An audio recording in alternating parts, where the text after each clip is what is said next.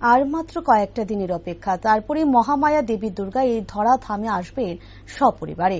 আর মহামায়ার আগমনকে কেন্দ্র করে প্রতি বছরই মেতে ওঠে আপামর রাজ্যবাসী। বিশেষ করে শহর আগরতলার বিভিন্ন বনেদি ক্লাবগুলো বিভিন্ন রকমের থিম নিয়ে আয়োজনে সামিল হয়। এবারও তার ব্যতিক্রমী ঘটছে না। ইতিমধ্যে বিভিন্ন বনেদি ক্লাবগুলো তাদের প্রস্তুতি শুরু করে দিয়েছে জোর কদমে। সোমবার এমবিবি ক্লাব খুঁটি পুজোর মাধ্যমে পুজোর আনুষ্ঠানিক সূচনা হয়।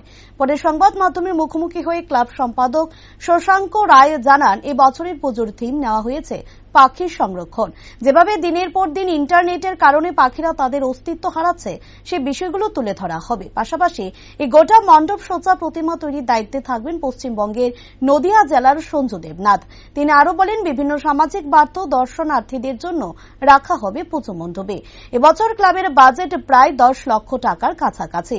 তাছাড়া এবারকার পুজোর মাধ্যমে জনসাধারণের কাছে বিশেষ বার্তা তুলে ধরতে পারবেন বলে আশা ব্যক্ত করেন ক্লাব কর্তাগণ।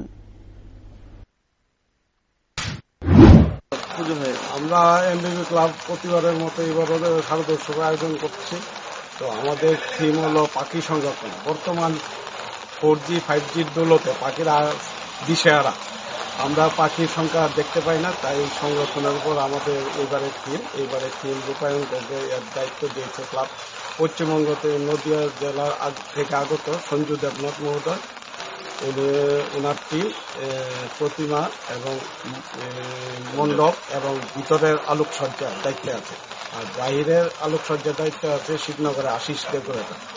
আর সামাজিক কাজ আমরা প্রতি বছরই কিছু না কিছু করে থাকি। এবারও আমরা উদ্যোগ নিয়েছি বস্ত্র বিতরণ, একদিন অন্নভোগের আয়োজন এবং ক্যান্সার হসপিটালে ফল মিষ্টি বিতরণ করার জন্য।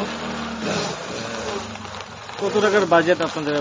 আমাদের নির্দিষ্ট কোনো বাজেট নেই, পাড়া এলাকাবাসীর যে দেয় সেটা দিয়ে, তাও আনুমানিক 10 লক্ষের নিচে আছে।